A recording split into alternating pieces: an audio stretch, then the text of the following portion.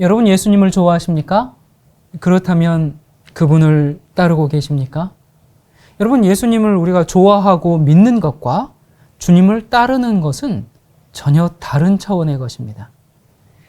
누가복음 5장 5절부터 11절까지 읽겠습니다. 시몬이 대답하여 가로되 선생이여 우리들이 밤이 맞도록 수고를 하였으되 얻은 것이 없지만은 말씀에 의지하여 내가 그물을 내리리이다 하고 그리한즉 고기를 애운 것이 심히 많아 그물이 찢어지는지라. 이에 다른 배에 있는 동물을 손짓하여 와서 도와달라 하니 저희가 와서 두 배의 채움에 잠기게 되었더라. 시몬 베드로가 이를 보고 예수의 무릎 아래 엎드려 가로되 주여 나를 떠나소서 나는 죄인이로소이다 하니 이는 자기와 및 함께 있는 모든 사람이 고기 잡힌 것을 인하여 놀라고 세베대의 아들로서 시몬의 동업자인 야고보와 요한도 놀랐습니다. 예수께서 시몬에게 일러 가라사대 무서워 말라 이제 후로는 내가 사람을 낚으리라 하시니 저희가 배들을 육지에 대고 모든 것을 버려두고 예수를 쫓으니라. 이제 드디어 시몬이 육지에 배를 댑니다. 이날 집으로 돌아오는 시몬은 만선의 기쁨에 들떠 있지 않았습니다. 두 배에 가득 실은 물고기들 때문에 어부로서 자신의 실력에 자부심을 느끼거나 또 그런 행운을 안겨주신 하나님께 감사하지 않았습니다. 자신의 물고기들을 보면서 부러워할 그 이웃들과 기뻐할 가족들 때문에 가슴이 설레지도 않았습니다. 왜 그랬을까요? 이번 항해가 고기잡이를 위한 마지막 항해였음을 깨달았기 때문입니다. 바다를 떠나서 배를 육지에 대는 순간 시몬은 더 이상 물고기를 잡는 어부가 아니라 사람을 낚는 주님의 제자로서 완전히 새로운 삶을 시작할 것이기 때문에 그렇습니다. 이제 그가 잡아야 할 대상은 더 이상은 물고기가 아니라 사람이고 그 사람은 바다가 아닌 이제 육지에 있는 것이죠. 그가 이제 배에서 내리는 순간 어부 시몬의 시대는 막을 내리고 드디어 제자 베드로의 시대가 막을 올리게 됩니다. 소명을 받은 제자의 삶을 위해서 시몬은 바다를 떠나야 했습니다. 시몬은 이 모든 사실을 본능적으로 직감했습니다. 그래서 이제 육지가 점점 가까이 다가올수록 이 시몬의 마음에 짧지만 거대한 갈등이 다시 일어났을지 모르겠습니다. 계속 바다에 머물까? 아니면 육지에 내릴 것인가? 계속 물고기 잡는 일을 반복할까? 아니면 새 삶을 시작할까? 계속 어부로 살아갈까? 아니면 예수님의 제자로 거듭날까? 예수님의 제자가 되면 잘 곳도 없는 것 같은데 이 결정을 해야 할까? 가족들에게는 뭐라고 하지? 이런 이제 배가 육지에 점점 가까이 올수록 그의 갈등은 커져만 갔습니다. 그러나 배가 육지에 닿는 순간 갈등의 종지부를 찍습니다. 여러분 우리가 주님을 처음 만난 그 자리는 참 황홀합니다. 그 매혹이 너무 강렬해서 우리는 정말 그 자리에 초막 셋을 짓고 그곳에 영원히 머물고 싶어 합니다. 동시에 우리에게 익숙한 환경, 또 우리가 살아온 자리, 우리가 잘할 수 있는 일, 그런 것은 우리가 예수님을 만난 후에도 좀처럼 벗어버리거나 떠나기가 참 어렵습니다. 우리는 어떻게 해서든지 우리에게 익숙한 그 자리에서 그냥 삶을 그냥 오래도록 유지하고 싶어 합니다. 그런데 예수님은 당신의 사람들을 그 자리에서 일어나 새로운 곳으로 보내십니다. 제자들은 주님의 뒤를 따라서 광야와 거리에서 살았죠. 하나님의 부름을 받은 아브라함, 70세의 나이에 고향을 떠나야 했습니다. 안락한 갈대아우를 떠나가지고 마지막 미지의 땅으로 이 삶의 중심을 옮겨야 했습니다. 또 하나님을 만난 모세, 80세에 광야를 떠났습니다. 이제부터 그가 할 일은 양과 염소를 돌보는 것이 아니라 신음하는 동족을 애굽에서 탈출시키는 일이었기 때문에 그렇습니다. 세관에 앉아있던 마태를 예수님께서 발견하셨죠.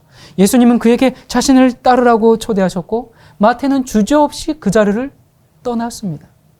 마태는 자신과 민족을 치료할 수 있는 그 복음을 전하려면 자신과 민족을 병들게 했던 그 돈을 다 내려놓고 그동안 지켜온 세관을 떠나야 했던 것입니다. 다메섹 도상에서 예수님을 만난 사울은 이방의 사도 바울이 되려면 예루살렘을 떠나야 했습니다. 하나님이 그를 위해 준비한 무대는 좁은 그 유대 땅이 아니고 광야란 세계였기 때문에 그렇습니다. 결국 여러분이 주님을 따른다는 것은요, 어부 시몬이 바다를 떠나서 땅으로 삶의 무대를 이동하듯이 우리의 익숙한 삶을 뒤로 하고 정말 지도 밖으로 행군하는 것입니다. 미지의 세계로 이제 나아가는 겁니다. 하지만 주님의 부르심을 받고 나서도 정말 자리를 혼동하는 사람들이 너무 많죠. 자기가 실패했던 그 물가에서 주님의 기적을 체험했고 자신이 죄인임을 통렬히 깨달았고 또 주님의 제자가 되겠다고 다부지게 결단도 했지만 과감히 뱃머리를 돌리지 못하는 신자들이 많습니다.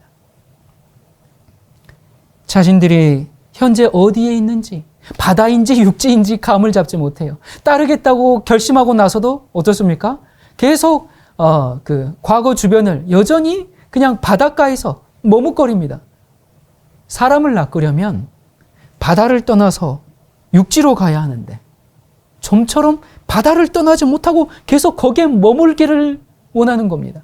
소명을 받들고 사명을 이루려면 배를 육지에 대야 하는데 배를 대지 못하고 바다 위에서 방황하는 것입니다. 또는 받들 각오를 단단히 했는데 방향을 혼동해서 먼 바다로 더 배를 몰고 갑니다. 그래서 처음에 그 숭고했던 결단이 고귀한 결실을 보지 못한 채 안타까운 방향으로 그냥 흘러 헤매고 가고 맙니다. 그러면서 일평생 동안 하나님이 그 부르셨을 때 온전히 반응하지 그 못한 그 죄책감으로 자기 자신을 괴롭히죠. 마치 애굽을 떠났지만 목적지 가나안에 들어가지 못하고 이 광야에서 40년간 방황한 이스라엘 백성들처럼 그렇게 방황하기를 시작합니다. 여러분, 그 여인의 유혹에 넘어가서 삭발의 수모를 당한 삼손, 또 자신의 고집에 휘둘리다가 물고기 뱃속으로 들어간 요나, 또 돈에 대한 미련을 포기하지 못해서 주님을 따르지 못한 청년 관원, 현실의 난관을 극복하지 못하고 선교 여행에서 낙오된 데마. 자, 이런 면에서 그 시몬이 자신의 배를 육지에 댔다. 여러분, 이것은 절대 평범하지 않습니다. 여러분, 이 시몬이 쉬운 결정을 했을까요? 이거 쉬운 결정 아닙니다. 예수님을 따른다는 것은 수많은 것들을 포기하고 버려야 하고 그리고 가는 방향을 바꿔야 하는 고통이 따릅니다. 육지에 배를 대고 나서 시몬은 모든 것을 버렸습니다. 그가 버린 것이 구체적으로 무엇일까? 먼저는 자기가 잡은 그 물고기를 버렸습니다. 여러분, 얼마 전까지 물고기는 그의 삶의 가장 중요한 목적이고 이유였습니다. 그가 물고기를 얼마나 많이 또 탁월하게 잘 잡느냐, 그걸로 그의 삶의 가치가 평가되었습니다. 그 사람의 위대함이 평가되었습니다.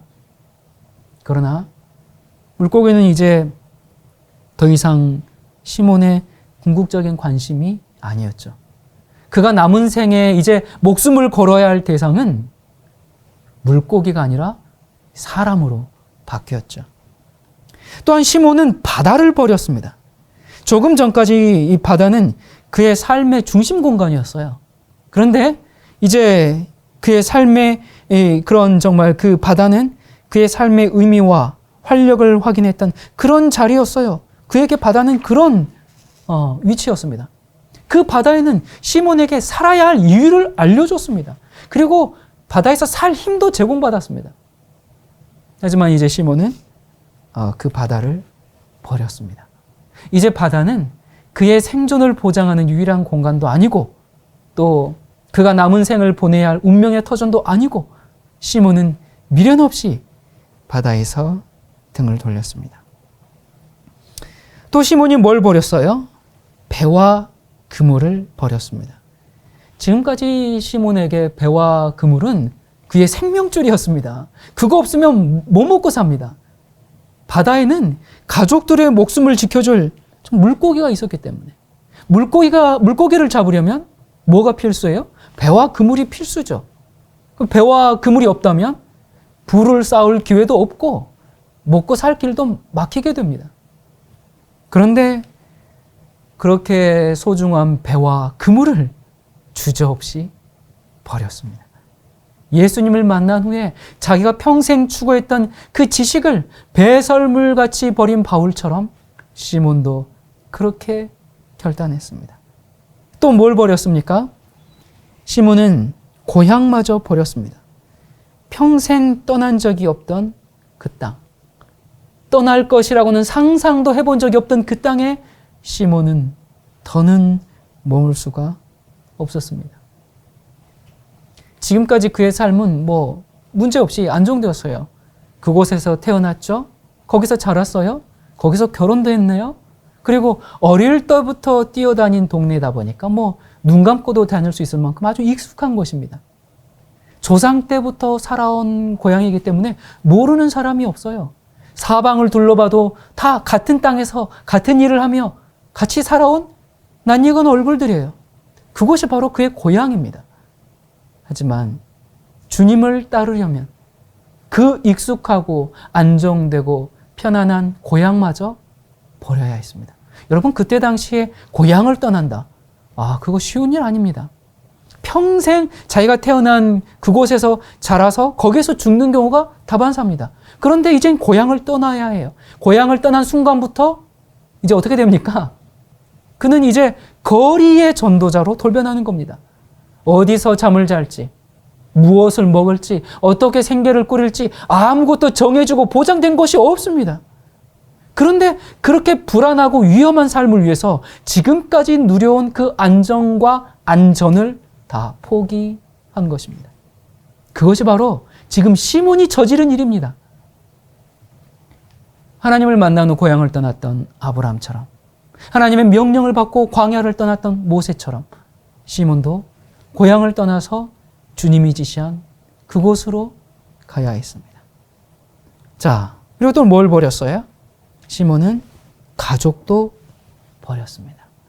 제가 이렇게 상담을 하다 보면 이런 분들이 종종 있어요. 목사님, 제가 예수님을 정말 잘 믿고 잘 따라가고 싶은데, 정말 진리의 말씀대로 살고 싶은데 남편이 반대해서요, 아내가 반대해서요, 아직은 좀 안 될 것 같습니다. 그러면서 가족이 반대하기 때문에 뒤로 물러가는 사람들을 가끔 보게 됩니다. 이날 이 시몬의 결정은 여러분 가족들에게 있어서 정말 청천벽력과 같은 그런 소식이었습니다. 그날 저녁에 부인과 마주 앉아가지고, 여보, 예수님께서 이렇게 말씀하셨어. 그러면서 이런 말씀을 했다고 한번 생각해 보십시다. 무릇 내게 오는 자가 자기 부모와 처자와 형제와 자매와 및 자기 목숨까지 미워하지 아니하면 능히 나의 제자가 되지 못하고, 누구든지 자기 십자가를 지고 나를 쫓지 않는 자도 능히 나의 제자가 되지 못하리라. 여러분, 이 이야기를 듣던 부인이 어땠을까요? 아유, 잘했네 그랬을까요? 한 집안의 가장이 더 이상 일을 안 하겠다는 겁니다. 아버지가 부양의 의무를 져버리겠다는 겁니다. 이제 삶의 우선순위는 예수님이라는 겁니다. 그날 저녁에 이 시몬의 이야기를 듣고 있는 그 부인 한번 생각해 보십시오. 이제 부인과 아이들은 이제 어떻게 먹고 살아야 할지 앞길이 막막합니다. 세상에 거기다가 십자가를 지겠답니다. 가장 혐오스러운 상징인 십자가라니, 그렇게 살겠다니, 정말 이 젊은 선동가에게 미쳐가지고 세월을 낭비하겠다는 그런 모습으로밖에는 비춰지지 않았을지 모르겠습니다. 여러분, 예수님을 따른다는 거, 그 쉬운 일 아닙니다. 이 시몬의 결단은 절대 쉽지 않았을 겁니다. 어느 누가 돈과 재산을 쉽게 포기할 수 있겠습니까? 그것도 지금 그렇게 갖고 싶었던 것을, 그렇게 가지려고 그토록 수고했던 것을, 그리고 마침내 지금 자기 손에 움켜진 것을 말입니다. 여러분, 우리가 100억이 없을 때는 예수님을 따르기가 참 쉽지만 막상 100억이 내 손에 있을 때도 예수님을 따를 수 있을 것인가? 여러분 한번 스스로에게 질문해 본 적 있으십니까? 그토록 구원을 갈망했지만 끝내 재산을 포기할 수 없어서 쓸쓸히 돌아섰던 그 부자 청년을 기억한다면 여러분이 시몬의 결단이 얼마나 대단한지 짐작할 수가 있습니다. 또 자신의 직업을 포기한다. 그건 어떻습니까? 이런 고향과 가족을 떠나서 타향살이를 시작한다는 것은 지금까지의 모든 그 기록들을 다 삭제하고 백지 상태에서 다시 시작하는 것과 같습니다. 제가 주님을 따르기로 하고 이 사역을 시작했을 때 이런 시몬에 비하면 거저죠. 예. 저는 가족을 버리지 않아도 됐습니다. 그저 그냥 직장을 버렸을 뿐입니다. 신앙 노선이 달라서 친구들을 버렸을 뿐입니다. 참 어린 시절부터 정말 그 함께 자라온 중마고우들인데 참 그 친구들에게 참 미안해요. 어느 날 연락을 끊어버렸거든요. 정말 미안해요. 또 몸담고 있는 사회와 관계를 버렸을 뿐입니다. 이렇게 이제 정리하고 편리한 이제 이 생활을 접고 시골로 내려왔는데 여기 제자들처럼 머리 둘 곳이 없는 정도는 아니고요. 거할 초소는 있었습니다. 제가 이제 이 사역을 시골에서 시작했거든요. 시골이 지방 소도시 정도가 아니고요. 이렇게 삥 둘러봐도 집 하나 보일까 말까 하고 주변은 온통 논밭이고 산뿐인 이제 그런 곳입니다. 마을 사람 대부분은 7, 80대 노인들만 계시는 이제 완전 깡촌이거든요. 제가 참 한 번도 시골에서 살아보지를 않았는데 모든 게 도전이고 마땅히 그래서 시골스럽게 살아야 했습니다. 그래서 어느 날 아내가 이제 그 가위와 이 바리깡을 사오더니 저와 아이의 머리를 이제 한동안 요리하기 시작했습니다.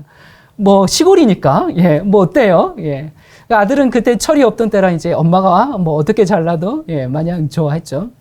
그래도 이제 저도 한 1년 그렇게 머리를 맡겼었는데 솜씨가 좋았는지 같이 사역하는 이제 형제님이 제 머리를 보더니 그분도 제 아내에게 이제 머리를 맡기더라고요.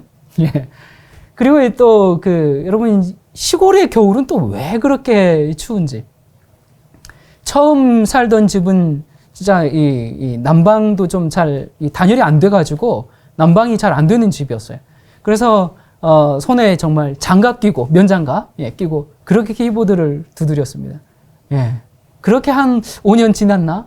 그러다 보니까 그렇게 추운 방에서 살다 보니까 제가 이 양 무릎에 이제 냉기가 들어가지고 그때 이후로는 지금까지 한여름에도 이제 무릎에 담요를 이렇게 덮고 살아야 됩니다. 그래서 이제 무릎 시린 거, 낫는 거 별 검색을 다 해보고 별 처방을 다 해봤는데 다 소용이 없고 그나마 제일 좋은 방법을 하나 터득했습니다. 아마 무릎 시린이신 분들, 이 말씀 제목을 무릎 시린 분들 BBR 이렇게 해야 될지 모르겠는데 정말 그게 완전하진 않지만 그게 뭐였냐면 여러분 수면 양말 아시죠? 수면 양말을 앞에 발가락에 입는 부분을 잘라가지고 그럼 이렇게 통으로 이제 이렇게 앞뒤 뚫려지잖아요. 그것을 이렇게 무릎에 신으면 그나마 지금까지 했던 방법들 중에서 가장 현재까지는 좋은 방법이더라고요. 그렇게 이제 이렇게 지금도 그렇게 지내고 있습니다. 그리고 이제 그때 시골에서 난로를 피우면서 생활을 해야 됐기 때문에 겨울마다 나무하러 이산저산 다니기도 하고 또 나무 사기도 하고 그래서 이제 나무들을 이렇게 알맞게 이렇게 이제 또 전기톱으로 또 엔진톱으로 이렇게 잘라가지고 차곡차곡 쌓아놓으면 우리 시골에서 나무 해보신 분들은 아실 거예요. 나무 쌓아놓으면 그렇게 뿌듯할 수가 없습니다. 그렇게 살면서 또 사실 저희 내자는 요리를 잘하는 사람이 아니었어요.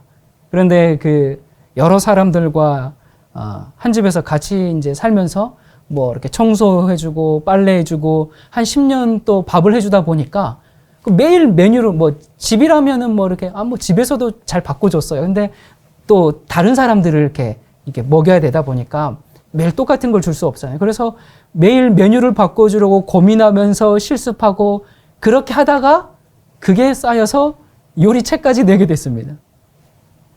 그때 뭐 밥만 했다면 고생도 아니었죠. 그때 이제 뭐 요리 방송을 이제 시작해가지고 뭐 그걸 비롯해서 동시에 저희 아내가 3개의 또 3가지 방송 프로를 녹화하고 뭐 집에 찾아오는 손님 접대하고 그리고 또 저와 함께 선교 여행에 동참하고 주부로서 또 아이도 돌봐야 하고 그때 그렇게 하다 보니까 아내 몸무게가 36kg까지 빠지더라고요. 정말 암에 걸린 줄 알았습니다. 그때부터 아내가 밤에 깊이 잠을 잘 못 자요. 그래서 옆에서 보면 좀 안쓰러운데 여러분 저의 그 초창기 영상을 보시면 아시겠지만 저도 그때 이 안팎으로 있는 어려움 때문에 또 사역에 대한 그 책임이 너무 커가지고 지금도 사실 몸무게가 많지 않은데요. 그때는 지금보다 한 9kg, 한 10kg 정도가 더 적게 나가던 그때였습니다. 그래서 한 그 정도가 빠져가지고 볼이 완전히 쏙 들어가고 탈북자 같은 그런 모습이었죠. 그래서 버려야 할 것 중에 몸무게도 버렸습니다. 그건 안 버려도 됐는데 부부가 둘 다 그렇게 되었어요. 그때 당시 또 그 한참 부모의 관심과 돌봄이 필요할 때에 어린 아들을 이웃집에 뭐 며칠씩 또 길게는 몇 주씩 맡겨놓고 그렇게 이제 좀 복음을 전하러 다녔는데 글쎄 그 아이를 그렇게 맡겨놓고 다니는 게 잘한 건지 아닌지는 잘 모르겠지만 아무튼 그때 당시 저희에게 주어진 그 책임을 감당하기 위해서 당시엔 그렇게 할 수밖에 없었습니다. 그렇게 주님을 따랐더니 이 복음을 처음 전하는 날부터 욕을 먹기 시작했는데 갈수록 강도가 세집니다. 참 기가 막힌 일들이 많아요. 그런 모습 보면 인간이라는 존재가 참 죄송하지만 정말 한심하고 유치합니다. 예수님이 세리와 그 죄인들과 같은 식탁에서 먹으니까 바리새인들이 뭐라고 했습니까? 예수는 먹기를 탐하고 포도주를 즐기는 자다. 그렇게 비난했던 그 유대인의 모습을 어쩌면 그렇게 똑같이 닮아가는지. 불신과 이간질, 분열 이런 사탄의 정신은 뭐 과거나 지금이나 변함이 없는 것 같아요. 그러면서 그들이 어떻게 생각한다고요? 이것이 하나님을 섬기는 예라 하리라. 하나님을 위해서 그렇게 한다고 생각하면서 악한 일들을 하죠. 그러나 그 순간에도 오직 침묵하는 정말 침묵을 통해서 이기는 법을 배워 나갑니다. 하나님은 이런 일을 통해서 하나님만 의지하는 법을 가르쳐 주십니다. 저는 자주 하나님께 기도합니다. 하나님, 사람들이 저를 욕해도 좋습니다. 그러나 하나님을 욕하지 않게 해주시옵소서. 저를 좋아하지 않아도 좋습니다. 하나님을 사랑하게 하옵소서. 사람들이 저를 떠나도 됩니다. 그러나 거룩하신 하나님을 떠나지 않으면 됩니다. 그 기도만이 간절하게 나옵니다. 어쩌면 저는 그런 사람이 못 되기 때문에 이런 사람이 되게 해달라는 그런 간구인지도 모르겠습니다. 여러분, 사람들이 누군가를 비난하는 그 2가지 이유가 있는데요. 여러분들은 어떠세요? 한번 생각해 보세요. 첫째는 저 사람이 정말 하나님이 인정하는 사람이면 어쩌지? 그 두려움 때문에 상대방을 계속 허물려고 합니다. 그렇게 함으로 스스로를 기만하고 스스로에게 최면을 거죠. 그래서 양심이 마비되면 하나님을 위해서 그렇게 한다고 생각합니다. 두 번째는 내가 정말 하나님이 인정하는 사람인가? 거기에 대한 확신이 없기 때문에 그렇습니다. 그래서 불안하니까 하는 일이라고는 상대방의 허점을 계속 부각시키므로 자신에 대해서 나는 저기에 비하면 괜찮지 하는 그 안도감을 계속 찾으려고 합니다. 여러분, 유대 지도자들이 예수님 왜 따라다녔습니까? 그분의 말씀이 좋아서 그렇게 들으려고 그렇게 따라다녔나요? 어떻게 하면 흠을 찾을까? 오직 그 생각만 하며 따라다녔죠. 주님을 따르기는 했는데 동기가 완전히 다릅니다. 우리 주님을 따를 때 버려야 할 것 중에 몸무게 말고 평판도 버려야 한다는 것을 알게 됐습니다. 그러나 십자가의 무게가 클수록 세월이 쌓이면서 더욱 두꺼워지는 확신이 하나 있습니다. 우리와 함께 하시는 임마누엘의 하나님. 주님은 과거에도 그리고 오늘도 늘 우리와 함께 계신다는 이 진리가 단지 성경의 기록이나 신학적인 이론이 아니라 우리가 경험해야 할 삶의 현실임을 깊이 체험한 겁니다. 친구 잃고 건강 잃고 많은 것을 잃은 것 같지만 하나님께 올인하고 사니까 하나님께서 주신 선물이 저희 성도님들입니다. 서로를 쳐다보는 눈빛 속에서 애정이 가득하고 진리의 좁은 길을 함께 가는 그 동반자들, 함께 하늘에서 살 가족들, 재물이 없고 명예가 없고 인기가 없어도 우리 성도님들이 계셔서 얼마나 감사한지 모릅니다. 누가복음 18장 29절 30절에 이르시되 내가 진실로 너희에게 이르노니 하나님의 나라를 위하여 집이나 아내나 형제나 부모나 자녀를 버린 자는 금세에 있어 여러 배를 받고 내세의 영생을 받지 못할 자가 없느니라. 여러분이 좁은 길을 선택했더니 하나님을 가장 우선순위로 선택했더니 오히려 하나님께서 각 가정에 크신 축복을 베풀어 주시지 않았습니까? 콩가루가 된 그 집안이 회복되고 파탄 지경에 이른 부부가 회복되고 저희 그 한 성도님 가정은 그놈의 돈 때문에 부부간에 부모 자식 간에 완전히 이 가정에 파탄이 나서 서로가 서로를 싫어해서 소리 지르고 짜증내고 서로 육두문자 써가면서 서로 마주치기만 하면 욕하고 싸우고 돈이 없어서 정말 밖에 나가서 살지 못하고 어쩔 수 없이 이제 한 집에서 살지만 각자 방에서 밥도 다 따로 먹고 여러분 생각해 보세요. 한 집에 사는데 이게 식판 집에 방에 들고 가지고 그냥 따로따로 밥 먹고 그리고 목소리도 듣기 싫어가지고 한 집에 살면서 대화는 꼭 필요할 때 카톡으로만 하고 그렇게 살았던 가족입니다. 여러분 이 정도면 망한 집안이죠. 쫄딱 망한 거예요. 돈만 없어요? 완전히 깨어진 가정이죠. 그런데 이 가족이 진리를 만나더니 지금은 집에서 함께 가정 예배를 드립니다. 그러면서 저희 같은 가족도 하나님의 사랑을 통해서 회복될 수 있다는 것을 증거하고 싶습니다. 그렇게 이야기해요. 참 이런 가정들이 이렇게 회복된 가정들이 저희 교회에 참 많아요. 좀 보고 있으면 정말 얼마나 은혜가 되는지 그런 모습을 보면 저는 정말 이 삶의 의미와 또 제가 왜 존재해야 하는지를 다시금 확인하게 됩니다. 예수님은 분명히 가족과 자기 목숨까지 미워하라고 했는데 그렇게 미워하면 그 결과가 어떻게 되는가? 이렇게 말씀하십니다. 자기 목숨을 얻는 자는 잃을 것이요 나를 위하여 자기 목숨을 잃는 자는 얻으리라. 마태복음 10장 39절이죠. 여러분 예수님이 우리에게 따라오라고 명하십니다. 주님을 따라가는데 어디까지 따라가야 하는가? 누가복음 14장에 이와 같이 너희 중에 누구든지 자기의 모든 소유를 버리지 아니하면 능히 내 제자가 되지 못하리라. 모든 것을 버리라고 하십니다. 여러분 여기 모든 것에는 재물만 있는 게 아닙니다. 많은 사람들이 따라가다가 중도하차하죠. 또 따르라는 명령을 미룹니다. 제가 아직 결혼을 안 했는데요. 교회는 결혼할 사람이 없어서요. 제가 자식들 대학까지는 보내고요. 직장에서 이 정도는 하고요.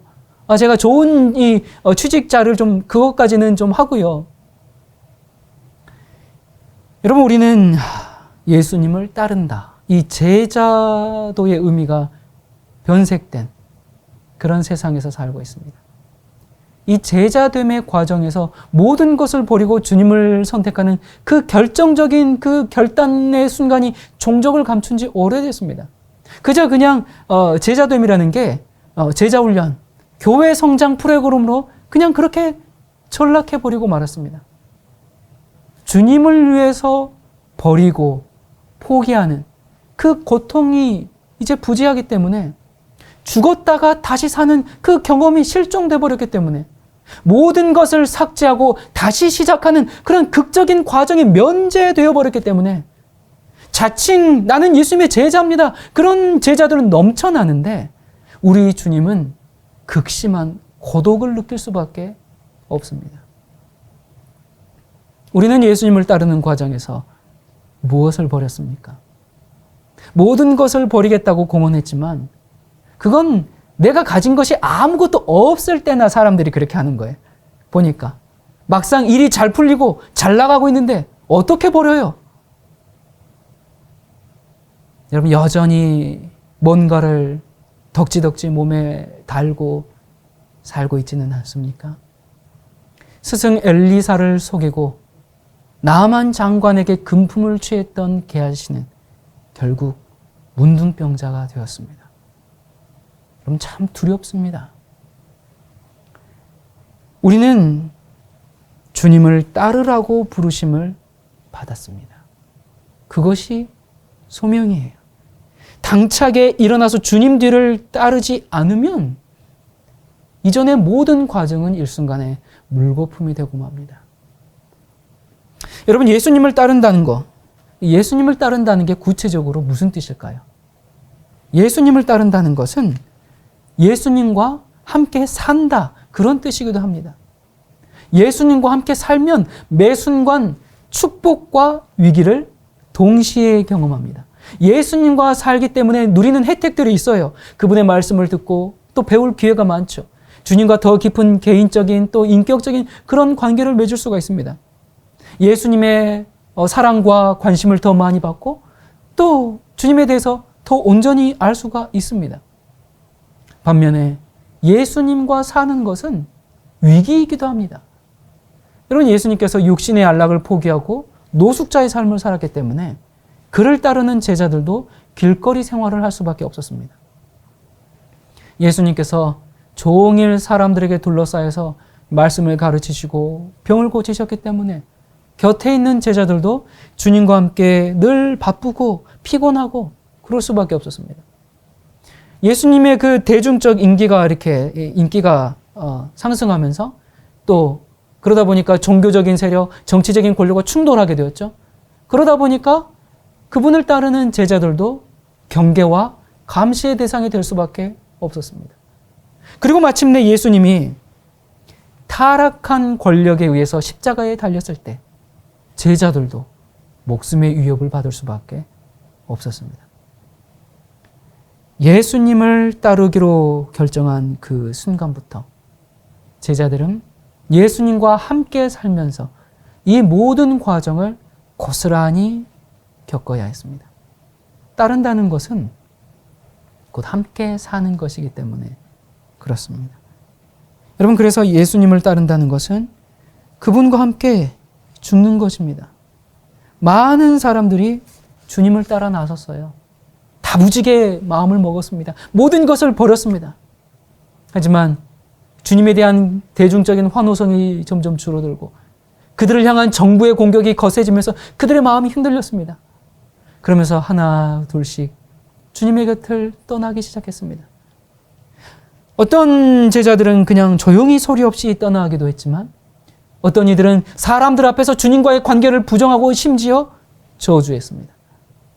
결국 우리 주님은 골고다 위에서 2명의 죄수들과 함께 쓸쓸히 생을 마쳤습니다. 이런 상황에서 예수님의 그 죽음보다 고통스러운 배반과 고독의 순간을 홀로 견뎌야 했습니다. 여러분 생각해 보세요. 만약에 예수님께서 십자가에 달리실 때 마땅히 그의 옆에 그 정말 12명의 제자들의 그 십자가가 같이 쫙 나란히 있었다면 얼마나 멋지고 아름다운 광경이고 우리에게 참 좋은 교훈이 되었겠어요. 12개의 십자가들도 함께 있어야 했습니다. 그렇게 스승과 마지막 순간을 함께하는 것이 제자들의 특권이자 책임이었어요. 그것이 바로 진정한 따른다는 것의 참다운 증거였습니다.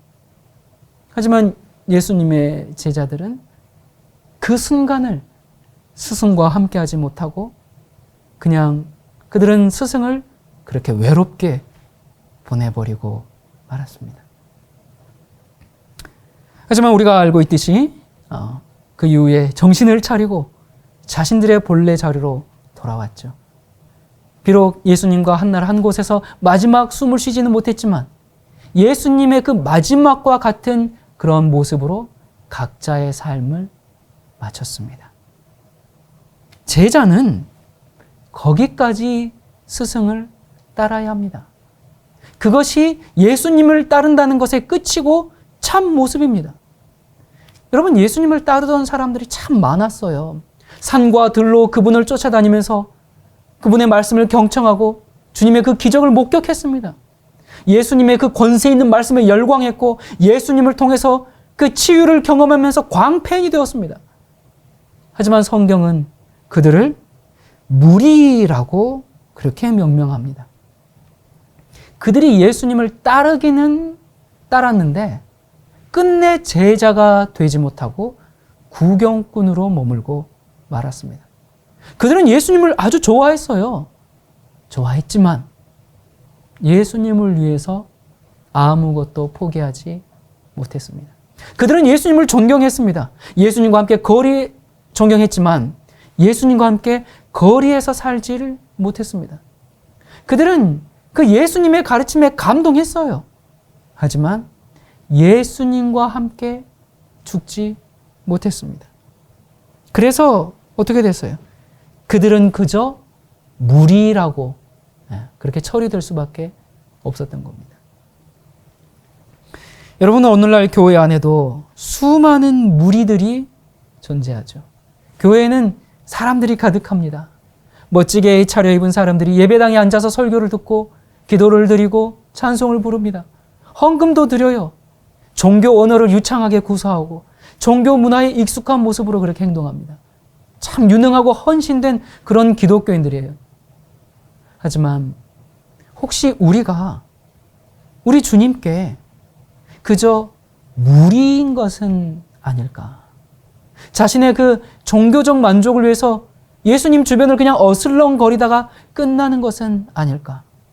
예수님을 한 번도 제대로 따르지 못한 채 단지 그냥 예수님의 구경꾼으로 살다 가는 것은 아닐까?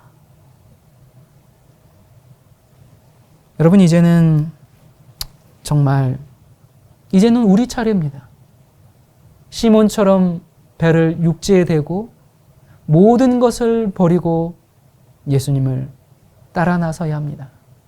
십자가를 지고 산을 오르시는 그 주님의 뒤를 우리 자신의 그 각자의 십자가를 지고 묵묵히 따라야 합니다.